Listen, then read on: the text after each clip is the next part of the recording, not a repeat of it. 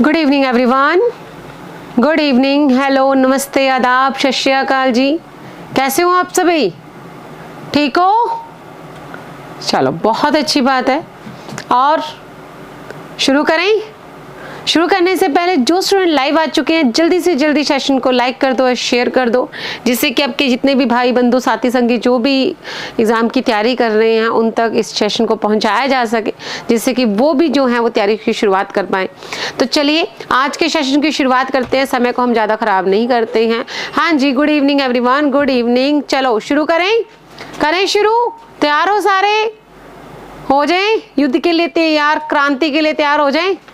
किसी को किसी बार की दिक्कत तो नहीं?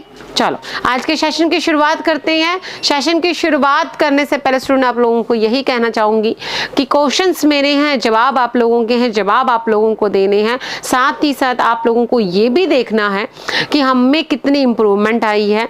मैंने ये देखा है कि जब भी सेशन होता है लास्ट में मुझे कुछ बच्चों, सिर्फ कुछ बच्चों के, कुछ ही बच्चों के कमेंट आते हैं कि मैम सॉरी हमारे इतने क्वेश्चन गलत हुए हैं, मैम सॉरी इतने क्वेश्चन। देखिए सॉरी कहने की बात नहीं है, ये बहुत अच्छी बात है कि आप ईमानदारी से मुझे जो है वो रिप्लाई करते हैं कि मैम हमारे इतने क्वेश्चन गलत हुए हैं। और कोई बात नहीं, मैं कहती भी आई हूँ कोई बात नहीं, अगर गलत हो भी गया तो बस इतना ध्यान रखना एग्जाम में आपके गलत ना हो। और जो क्वेश्चन आप लोगों का गलत होता है या कुछ ऐसा जो आप लोगों को लगता है कि आज हमने कुछ नया किया है, या अरे लगता है कि यार तो आज नया था, हमने पढ़ा ही नहीं हुआ, तो वो चीज़ जो है आप अपनी जो नोटबुक है, आपने जो नोट्स के लिए जो नोटबुक उसके अंदर हाथों हाथ नोट डाउन कर लो, जिससे कि आपको इन फ्यूचर दिक्कत ना आए। नहीं तो आप लोगों को यही कन्फ्यूज़न रहेगी, यार मैंने ये कौन सी क्लास में पढ़ा था, ये कौन सी क्लास में किया था। फिर आप यूट्यूब पे क्लासेस ढूंढते रहेंगे और आप लोगों को समझ में नहीं आएगा। समझ में आई? तो आप लोगों के ये बेनिफिट है कि जब भी आप लोगों की क्लास होती है उसी टाइम हाथों हाथ अपनी नोटबुक और पेन साथ में लेके बैठा करो, जिससे कि आप लोगों को अच्छे से हर चीज लिखने में दिक्कत ना आए। क्योंकि यहाँ पर हम सिर्फ क्वेश्चंस के आंसर ही नहीं करते, साथ ही साथ हम उनके कॉन्सेप्ट्स को भी करते हैं, साथ ही साथ हम हर क्वेश्चन का पोस्टमार्टम करते हैं। बात समझ में आए? तो चलिए ज्यादा समय को खराब ना करते हुए हम अपने सेशन की शुरुआत करते हैं। और फर्स्ट क्वेश्चन आपकी स्क्रीन पर जो है वो इस तरह से आने वाला है, आपको सिर्फ इसका आंसर बताना है। क्लियर? बात समझ में? तो चलिए फर्स्ट क्वेश्चन की तरफ बढ़ते हैं। देखिए फर्स्ट क्वेश्चन क्या कहता है, यहां पर आपको दो सूची दी गई हैं, match list first and list second, और आपको मिलाना है और नीचे दिए गए कोड से सही उत्तर को क्या करना है, चुनना है। जैसे कि आपने देखा कि यहाँ पर आपके सामने चार वेद दिए हुए हैं, ऋग्वेद, यजुर्वेद, सामवेद, अथर्ववेद। ठीक है, आपको सिर्फ ये बताना है कि ये चारों वेद जो हैं इनका टॉपिक क्या है, किस सब्जेक्ट से, मतलब जैसे मान लीजिए यहाँ पे मैं आपके सामने हिंदी, मैथ्स, इन सब का नाम लिख दूं, आपके सामने लाइंस लिख दूं, तो आपको सिर्फ इतना बताना है कि हिंदी के अंदर क्या पढ़ाया जाता है, इंग्लिश के अंदर क्या पढ़ाया जाता है, मैथ्स के अंदर क्या पढ़ाया जाता है, क्या टॉपिक है। उसी तरह से आपको ये बताना है कि ऋग्वेद, यजुर्वेद, सामवेद के अंदर क्या टॉपिक है, मतलब किससे रिलेट है। ऋग्वेद किससे रिलेटेड है, यजुर्वेद से आपको क्या जानकारी मिलती है, सामवेद जो है किससे रिलेटेड है, एंड अथर्ववेद किससे रिलेटेड है। क्लियर? बात समझ में? तो अब बताइए इसका आंसर क्या होगा। देखिए ऋग्वेद जो है इसके अंदर क्या है, ईश्वर की प्रार्थनाएं, ईश्वर की प्रेयर है, कि ईश्वर की प्रेयर किस तरह से की जाती है। फॉर एग्जाम्पल, सीधा सा एग्जाम्पल देती हूँ, आप लोगों ने सुना हुआ है गायत्री मंत्र, ओम भू भवस्व तत्सवितुर्वरेण्यम भर्गो देवस्य धीमहि धियो यो न प्रचोदयात्। हम सभी बोलते हैं, घर में सभी के बोला जाता है। क्या कभी आपने ये नोटिस किया कि ये जो गायत्री मंत्र है वो कहाँ पे दिया हुआ है और इसको लिखा किसने था? तो ये जो गायत्री मंत्र है वो ऋग्वेद के तीसरे मंडल में दिया गया। किसके? तीसरे मंडल में दिया गया है। और इसका जो लिखा किसने था, इसे विश्वामित्र ने लिखा था। किसने? विश्वामित्र ने लिखा था। क्लियर? बात समझ में आई? तो जो ऋग्वेद के अंदर क्या है, प्रेयर्स हैं। ऋग्वेद के अंदर क्या है, प्रेयर्स हैं। तो ए का क्या रहेगा, 4 रहेगा। क्लियर? बात समझिए, सीधा सा कॉन्सेप्ट था, याद कर लो, फायदे में रहोगे। उसके बाद हम अगर यजुर्वेद की बात करते हैं तो यजुर्वेद में आप सभी को पता है मंत्र दिए गए हैं, मतलब कि जब यज्ञ किया जाता है, हवन करेंगे तो हवन के अंदर क्या बोले जाते हैं, मंत्र बोले जाते हैं। वो जो मंत्र है कि हवन किस तरह से करना है, उस टाइम पे कौन कौन से मंत्र बोलने हैं, उस हवन के अंदर क्या बलि देनी है, किस चीज की बलि देनी है, तो उसमें क्या है, यज्ञ से रिलेटेड जो भी मंत्र है उसमें किस में दिएगी, यजुर्वेद का मतलब होता है, यजुर् मतलब का यज्ञ करना, हवन करना। बात समझ में आई? तो ये सारे जो मंत्र हैं, यज्ञ से रिलेटेड जो मंत्र हैं, वो किस में दिए गए, यजुर्वेद में दिए गए हैं। तो क्या दिया गया, स्तोत्र एंड रीति रिवाज, स्तोत्र एंड रीति रिवाज। क्लियर? बात समझ में? नेक्स्ट हम सामवेद की बात करते हैं। तो सामवेद के अंदर संगीत के कितने सुर हैं, 7 सुर हैं, सा रे गा मा पा धा नी सा। तो ये सारे जो संगीत से रिलेटेड जो है वो किस में है, सामवेद से है। हमारे भारत का सबसे पहला म्यूजिकल जो ग्रंथ है वो कौन सा है, सामवेद है। क्लियर? अगर हम अर्थवेद की बात करते हैं तो अर्थवेद के अंदर जितना भी जादू टोना, अंधविश्वास, रीति जो रूढ़िवादिता है, कह सकते हैं कि जितना भी जादू टोना होता है, हम गले के अंदर ताबीज पहनते हैं, तो ये हमारा क्या अंधविश्वास है। लोगों ने जगह जगह चौराहे पे क्या किया होता है, जादू टोना किया होता है। तो ये क्या है, अंधविश्वास है। ये किस में बताया गया, अर्थवेद में बताया गया है कि किस व्यक्ति को किस टाइम पे कौन सा जादू टोना करना चाहिए। बात समझ में आई? समझ में आया? इसके अलावा अर्थवेद में क्या दिया हुआ है, जितनी भी बीमारियां हैं उन सभी बीमारियों के जो इलाज हैं, जो उन बीमारियों को दूर करने के जो उपाय हैं, वो हमें किस में दिए गए, अर्थवेद में दिए गए हैं। हालांकि यहाँ पे जादू टोना लिखा हुआ है, अगर यहाँ पे ये लिखा होता कि बीमारियों का इलाज, तो वो भी किसके अंदर आ जाता, अर्थवेद में आ जाता। किसमें, अर्थवेद में आ जाता। तो इस चीज का आप ध्यान रखिएगा। तो देखिए ए का क्या आता है, 4 आता है। ए का 4 देखिए कहाँ पे है, यहाँ पे है, यहाँ पे नहीं है, इसको हम कट कर देते हैं, इसको भी हम कट कर देते हैं। उसके बाद बी का देखिए सेकंड है, बी का सेकंड यहाँ पे है, सी का क्या है फर्स्ट एंड डी का क्या है थर्ड है। तो option number A is right answer. हाँ जी ऑनलाइन, समझ में आया क्वेश्चन, समझ में आया? क्लियर? बहुत सही, बिल्कुल वेरी गुड आंसर। हाँ जी, तो क्वेश्चन के आंसर देना अच्छी बात है, लेकिन उसके कॉन्सेप्ट्स को समझना और भी अच्छी बात है। तो उसके कॉन्सेप्ट्स को समझा करो। तो option number A is right answer. Clear? समझ में आ रहा ऑनलाइन? आगे बढ़े, नेक्स्ट क्वेश्चन की तरफ बढ़े, चलें बढ़े। तो चलिए नेक्स्ट क्वेश्चन की तरफ बढ़ते हैं। नेक्स्ट क्वेश्चन देखिए क्या कहता है, the list of the 16 Mahajanapada is available in. 16 महाजनपद दी सूची इस विच उपलब्ध है। हाँ जी, आप सभी को पता है कि भारत के अंदर स्टार्टिंग के अंदर कितने महाजनपद थे, 16 महाजनपद थे। कितने महाजनपद थे, 16। अब सीधा सा क्वेश्चन ये पूछा गया है कि इन 16 महाजनपदों की जो लिस्ट है, जिन 16 महाजनपदों की आपको जानकारी कहां से मिलती है। तो ऑनलाइन स्टूडेंट जल्दी से जल्दी इस क्वेश्चन का जवाब दीजिए। Option A Mahabharat, option B Anguttara Nikaya, option C Chandogya Upanishad, option D Samyukta Nyaya. हाँ जी बताइए इसका आंसर क्या हो सकता है कि 16 महाजनपदों की जानकारी आपको कहां से मिलती है, इसकी जो लिस्ट है वो आपको कहां से मिलती है, बताइए जल्दी से जल्दी इसका आंसर क्या हो सकता है। हाँ जी बिल्कुल सही, option number B Anguttara Nikaya, option number B Anguttara निकाय। इसके अंदर क्या है, आपको 16 महाजनपदों की क्या मिलती है, जानकारी मिलती है। बात समझ में आई? देखिए आपको यहाँ पे मैं एक चीज क्लियर कर दूं, 16 महाजनपदों की जानकारी हमें अंगुत्तर निकाय से भी मिलती है और 16 महाजनपदों की जानकारी हमें भगवती सूत्र से भी मिलती है।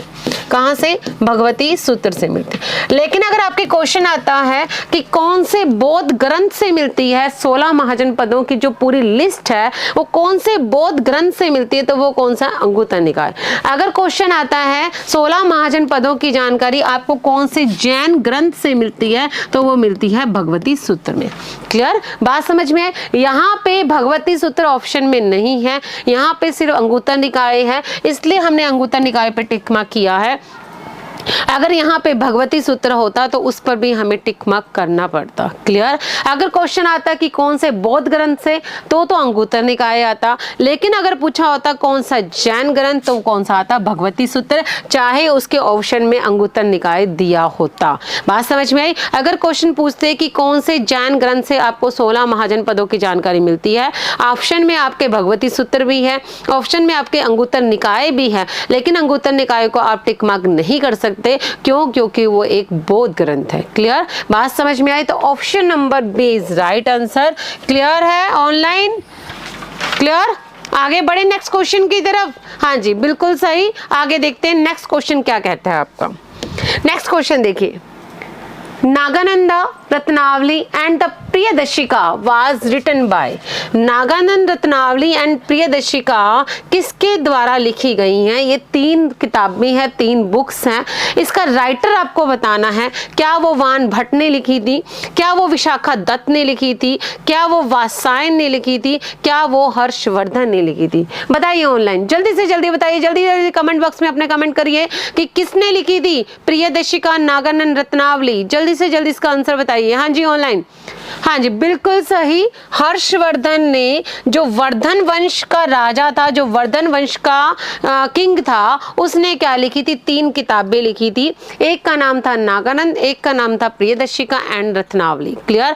अगर हम बाकी के 3 ऑप्शंस की तरफ जाते हैं तो वान भट्ट जो था वो हर्ष के दरबार में था। हर्ष के दरबार में था, जिसने कौन सी किताब लिखी थी? कौन सी लिखी थी? वान भट्ट ने कौन सी किताब लिखी थी? कादम्बरी।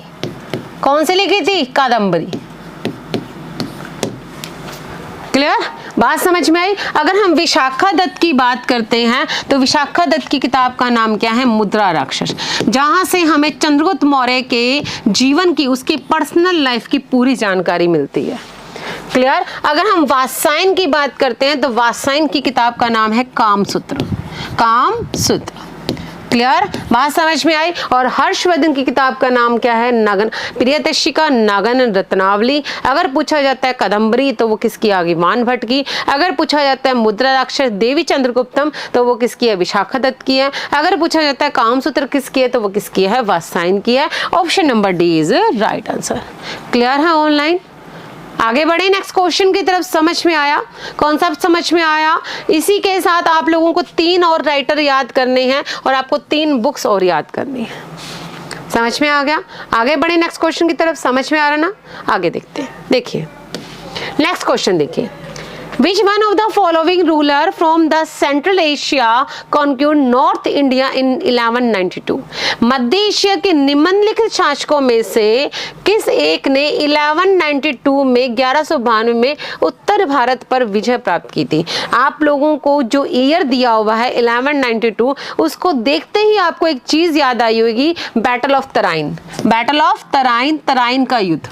आप लोगों को ये जो डेट दी हुई है 1192, आप लोगों को इसको देखते एक युद्ध याद आया होगा जिसे हम कहते हैं तराइन का युद्ध, जिस युद्ध में पृथ्वीराज चौहान को मोहम्मद गौरी ने हरा दिया था। इस युद्ध के बाद में ही मोहम्मद गौरी का दिल्ली और अजमेर पर क्या हो गया था? अधिकार हो गया था। उत्तरी भारत में जो नॉर्थ इंडिया है उस पर क्या हो गया था? अधिकार हो गया था। तो क्वेश्चन पूछा गया है किस शासक ने, तो आपके सामने option Jalaluddin, Mohammad Ghaznavi and Mohammad Ghori and Genghis Khan. तो आप खुद देखिए, शहाबुद्दीन मोहम्मद गौरी जिसका पृथ्वीराज चौहान के साथ 2 युद्ध हुए थे, एक हुआ था 1191 में और एक हुआ था 1192 में। 1191 में पृथ्वीराज चौहान ने मोहम्मद गौरी को हटाया था, लेकिन 1 साल बाद में वो खुद तैयार होकर आया, मतलब कि उसने हिम्मत नहीं हारी, वो खुद तैयार होकर आया और उसने दोबारा इस चीज के लिए क्या किया? युद्ध किया।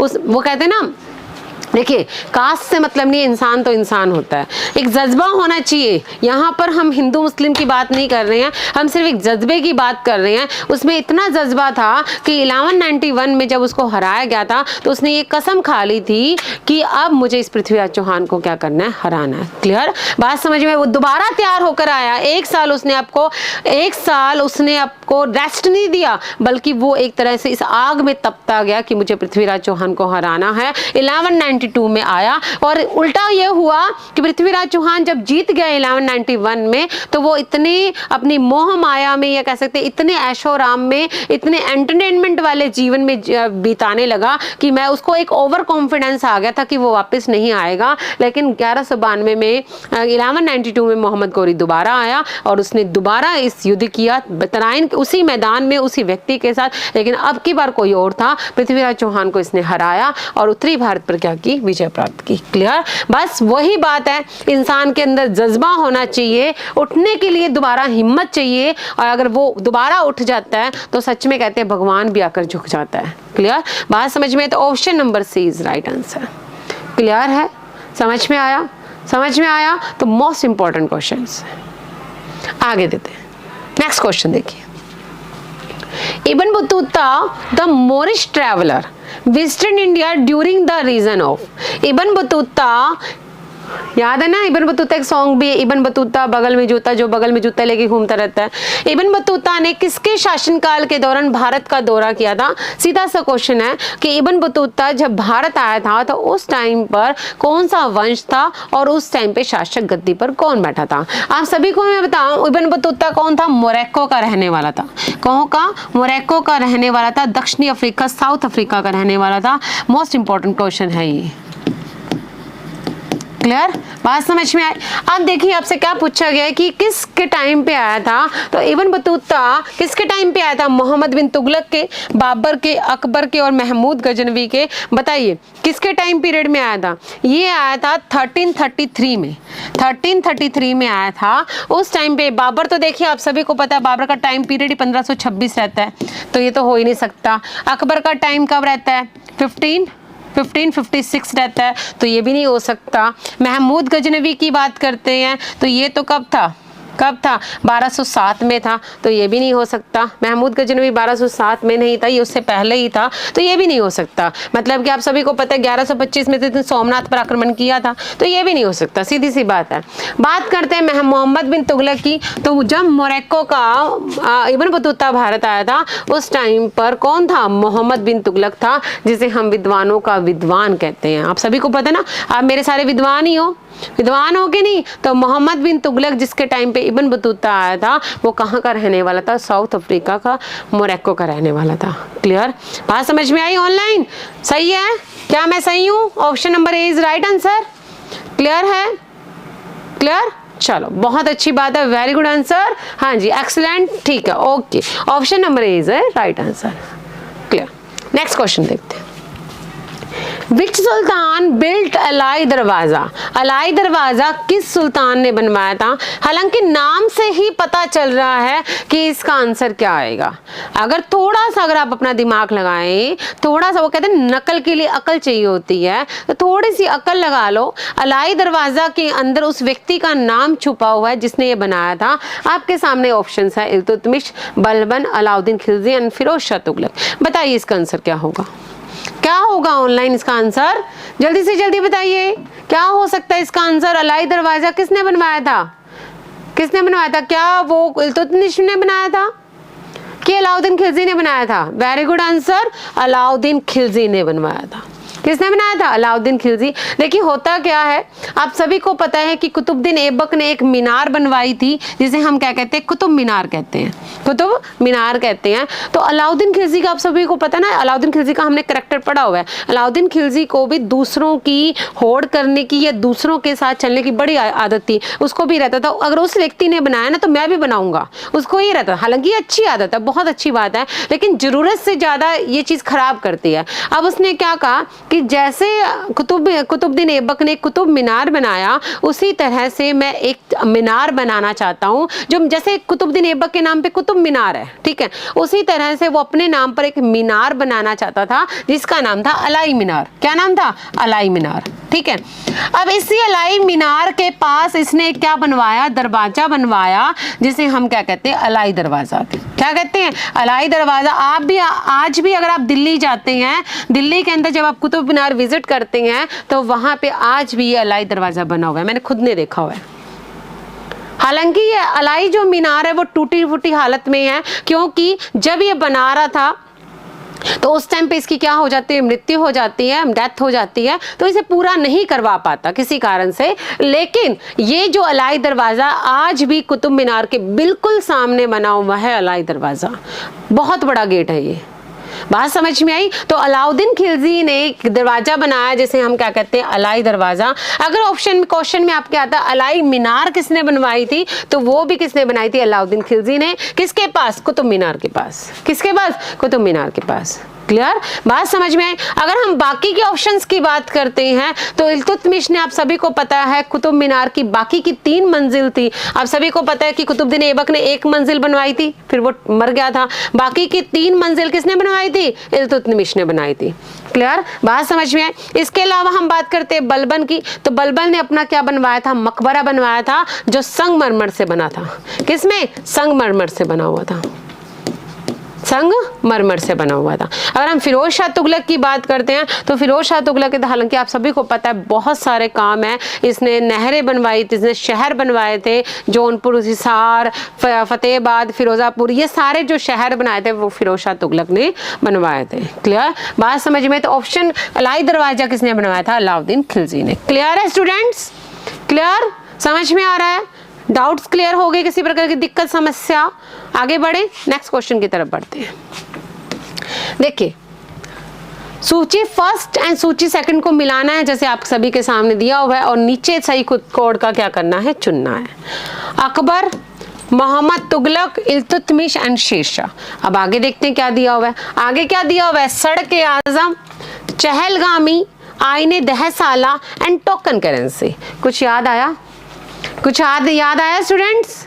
टोकन करेंसी से कुछ याद आया? एक विद्वानों का विद्वान था जिसने चांदी की कमी हो गई थी और सिल्वर की कमी हो गई थी, उसकी जगह उसने एक नई करेंसी चलाई थी, तांबे या कांसे की। लेकिन उसकी सबसे बड़ी गलती थी कि वो जो करेंसी चलाई थी उस पर उसने वो टकसाल का नाम, जो एक होता ना सिक्के, उस सिक्के ऊपर जब किसी के साइन होते हैं, ये सरकार का नाम लिखा होता है, तो वो टकसाल जिसमें सिक्के ढाले जाते हैं, सिक्के बनाए जाते हैं, वो टकसाल का नाम नहीं लिखवाया। तो हर एक व्यक्ति का घर क्या बन गया था? टकसाल, क्योंकि हर व्यक्ति अपने घर में क्या बनाने लग गया था? करेंसी बनाने लग गया था। तो ये कौन था विद्वानों का विद्वान? बिल्कुल सही पकड़े हैं, मोहम्मद बिन तुगलक। क्लियर, बिल्कुल सही। अब हम बात करते हैं सड़क आजम। सड़क आजम आप सभी को पता है, जिसे हम कहते हैं जीटी रोड। कहाँ पे? GT road. अगर आप बात करें कलकत्ता की तरफ अगर आप जाते हैं तो रास्ते में एक रोड आती है जिसका नाम है जीटी रोड, जो कहाँ से शुरू होती है? पंजाब के रोहतासगढ़ से शुरू होती है और बंगाल के सोनार गांव तक जाती है। ये सबसे बड़ी रोड है। क्या है? सड़क से बड़ी रोड है। और इस सड़क को बनाने वाला व्यक्ति कौन था? शेरशाह सूरी था। कौन था? शेरशाह सूरी, जो आज भी है। क्लियर, बात समझ में? अगर हम बात करते हैं चहलगामी, चहलगामी मतलब 40 व्यक्ति।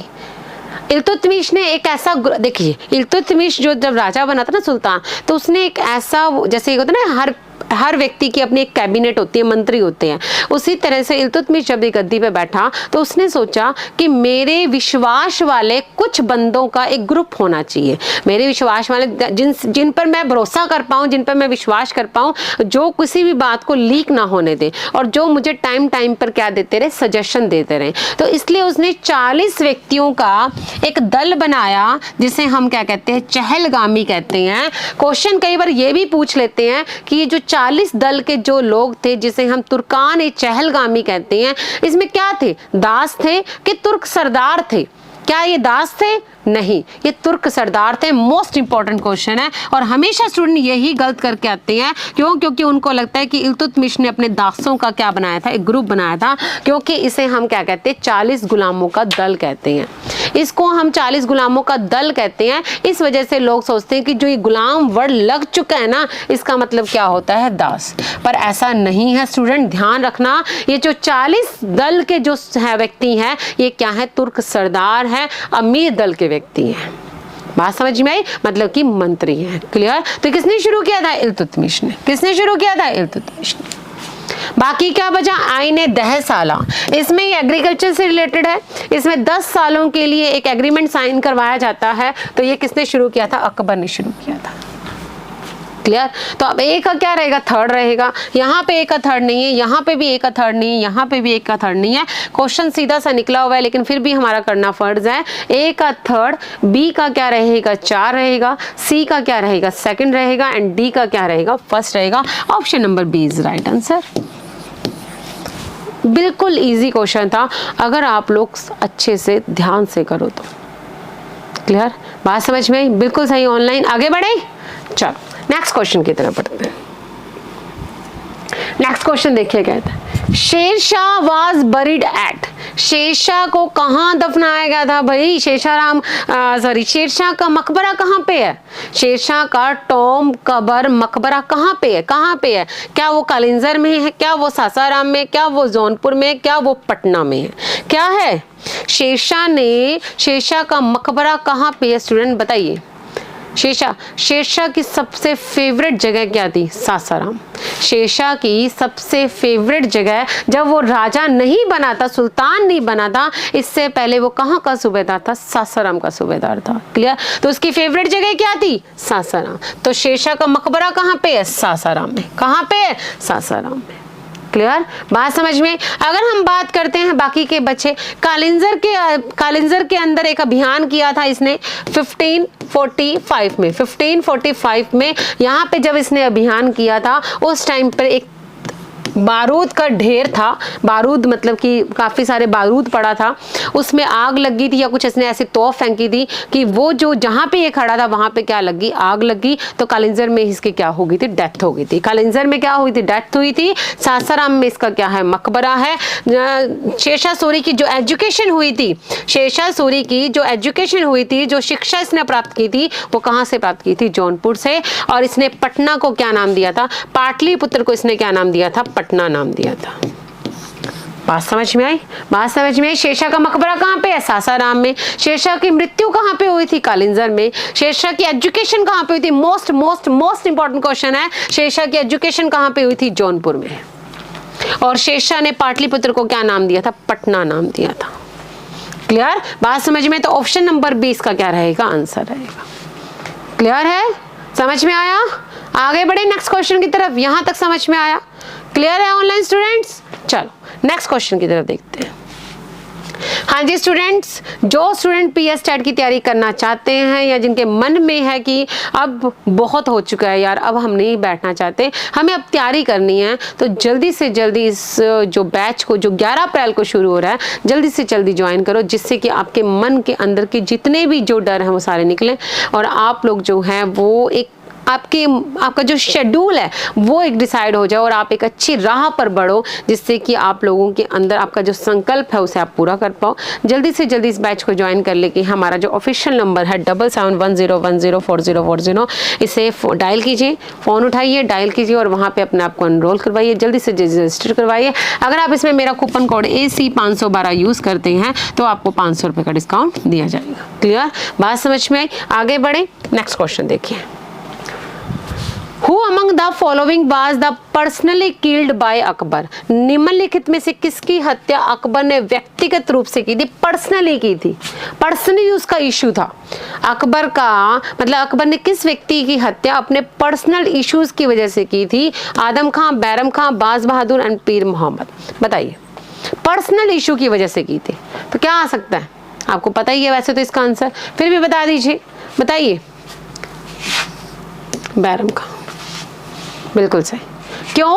क्योंकि अकबर को ये लगने लगा था, क्योंकि जो महामनंगा थी, जो उसकी धाय माँ थी अकबर की, वो उसको भड़काने लगी थी कि ये बैरम खां धीरे धीरे तुम्हें गद्दी से हटाना चाहता है और खुद बैठना चाहता है। और कहीं ना कहीं अकबर को ये भी लगने लगा था कि वाकई बैरम खां जो है मुझे हटाना चाहता है और खुद गद्दी पे बैठना चाहता है। इस वजह से जो बैरम खां जिसने अकबर को पाला पोसा बड़ा किया, उसी बैरम खां को अकबर ने क्या करवा दिया? मरवा दिया। क्या कर दिया? मरवा दिया। Option number 20 right answer.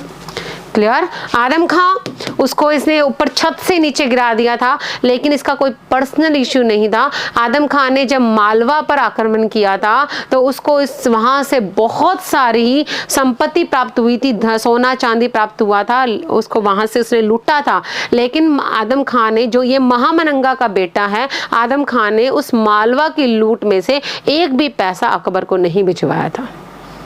Clear? बात समझ में आई? फिर आदम खान ने क्या किया? इसका अकबर का जो वजीर था अतगा खां, उसकी क्या कर दी? हत्या कर दी। इसलिए अकबर को गुस्सा आकर इसने आदम खान को छत से क्या कर दिया? नीचे गिरा दिया। बाज बहादुर ये मालवा का शासक था, जो इसके दरबार में रहता था, इसके नवरत्नों में से एक था। पीर मोहम्मद ये भी एक तरह से इसका क्या था? वजीर था। बात समझ में आई? समझ में आ गया? तो option number 20 right answer, Bairam Khan. Clear है? हाँ जी, आगे बढ़ते हैं। नेक्स्ट क्वेश्चन देख। Who made the Red Fort in Delhi? Delhi में लाल किला किसने बनवाया था? अकबर, नूरजहां, जहांगीर और शाहजहां। बताओ भाई किसने बनवाया था? दिल्ली कैपिटल किसकी रही है? किसकी रही थी? शाहजहां की। कैपिटल जो है दिल्ली किसकी रही थी? शाहजहां की। तो दिल्ली के अंदर रेड फोर्ट जिसने अपनी प्रेमिका के लिए ताजमहल बनाया था आगरा के अंदर, उसी व्यक्ति ने दिल्ली के अंदर क्या बनाया था? रेड फोर्ट बनवाया था और दिल्ली को अपनी क्या बनाया था? कैपिटल बनाया था। क्लियर? बात समझ में आई? तो option number D is right answer. हम अकबर की बात करते तो अकबर ने लाहौर का किला, इलाहाबाद का किला, ये सब बनाए थे। फतेहपुर सिकरी के अंदर महल बनवाए थे। नूरजहां, इसने अपने पिता जिसे हम एतामदौला कहते हैं, जिसे हम गयास बेग कहते हैं, गयास बेग को, नूरजहां के पिता का नाम क्या है? गयास बेग। इस गयास बेग को एतामदौला की जो टाइटल है वो जहांगीर ने दिया था। तो नूरजहां ने सोचा कि मेरे पिता जो है वो मरने वाले हैं, ऐसा क्या किया जाए जो जिनको ये याद रखा जाए, मतलब लोग इनको याद रखें। तो इसने अपने पिता के नाम पर आगरा के अंदर एक किला बनवाया जिसे हम क्या कहते हैं? एतामदौला का मकबरा।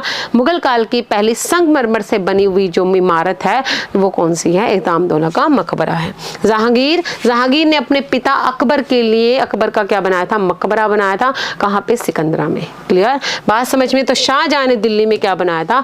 Red fort. ये वही शाहजहां है जिसने लाल पत्थर से बनी हुई हर एक इमारत को क्या करवा दिया? तोड़वा दिया और उस लाल पत्थर को किसमें? सफेद संगमरमर में चेंज करवा दिया। क्लियर? बात समझ में? तो option number D is right answer. Mughal स्थापत्य कला का, मुगल आर्किटेक्चर का गोल्डन पीरियड किसको कहा जाता है? तो वो कहा जाता है शाहजहां को। क्लियर? बात समझ में आ रही है? समझ में आया ऑनलाइन स्टूडेंट? क्वेश्चंस मजा आ रहा था ना क्वेश्चन करने में? चलो बहुत अच्छी बात है। इसी के साथ जो स्टूडेंट यूजीसी नेट की तैयारी करना चाहते हैं, जिनका लेक्चरर बनने का सपना है, जिनका प्रोफेसर बनने का सपना है, वो जल्दी से जल्दी अपने सपने को पूरा कर सकते हैं। वो कैसे? पूछो भला कैसे? वैसे कि क्योंकि रितु मैम लेके आ रही है आपके लिए यूजीसी नेट का बैच हिस्ट्री का। जल्दी से जल्दी अपने आप को एनरोल करवाइए। इसमें रिकॉर्डेड बैच है, इसके चार्जेस इस तरह से है। अगर आप इसमें मेरा कूपन कोड AC512 यूज करते हैं तो आपको 500 रुपये का डिस्काउंट दिया जाएगा। क्लियर? बात समझ में? इसी के साथ आज की क्लास में इतना ही। Thank you so much. आप लोगों ने अपना कीमती समय निकाला, पर कीमती समय निकाला किसके लिए? वो अपने लिए नहीं निकाला है, आप लोगों ने अपने लिए निकाला है कीमती समय। क्यों? क्योंकि अगर आप ये क्वेश्चंस करते हैं तो डेफिनेटली इस क्वेश्चन उसमें पेपर में छपने वाले क्वेश्चन है। और दूसरी बात, हम यहाँ पे क्वेश्चंस के आंसर ही नहीं करते, साथ में उनके कॉन्सेप्ट्स को, टॉपिक को भी हम यहाँ क्लियर करते हैं। क्लियर? इसी के साथ जिन स्टूडेंट ने मेरा अभी तक चैनल ज्वाइन नहीं किया, जल्दी से जल्दी ज्वाइन कर लो, हिस्ट्री विद रितु मैम। और जहाँ पर आपको हिस्ट्री से रिलेटेड सारी इंफॉर्मेशन, आपके क्वेश्चंस का जवाब, आपको अपडेट वहाँ पे मिल जाता है। साथ ही साथ मोटिवेशनल लाइंस भी मिलती हैं जो मुझे जब याद रहती है सुबह तो मैं जरूर करती हूँ। मुझे रहता है कि अगर आप इन मोटिवेशनल लाइंस को पढ़ते हैं तो आपका पूरा दिन उन्हीं मोटिवेशनल लाइन के साथ चला जाता है। क्लियर? बात समझ में? तो आज की क्लास में इतना ही। Thank you so much. अपना ध्यान रखिए, अपने स्वास्थ्य का ध्यान रखिए। हाँ, एक चीज़ और, जो स्टूडेंट जिन्होंने क्लास लगाई है वो क्वेश्चन मुझे लास्ट में जरूर बता के जाइएगा कि मैम हमारे कितने क्वेश्चन सही हैं, सेशन कैसा लगा। अरे भाई सेशन अच्छा लगा तो प्लीज लाइक करके जाइएगा एंड साथ ही साथ अपने फ्रेंड्स को शेयर भी कर दीजिएगा ताकि वो भी इन क्वेश्चंस को देख सके। क्लियर? बात समझ में? तो आज के लिए इतना ही। अपना ध्यान रखिए, अपने स्वास्थ्य का ध्यान रखिए, खुश रहो, स्वस्थ रहो, मस्त रहो, अपनी लाइफ को एंजॉय करो यार, लेकिन साथ ही साथ पढ़ाई भी बहुत जरूरी है। क्लियर? तो शुभ रात्रि, शुभ खैर and good night. Take care. Okay.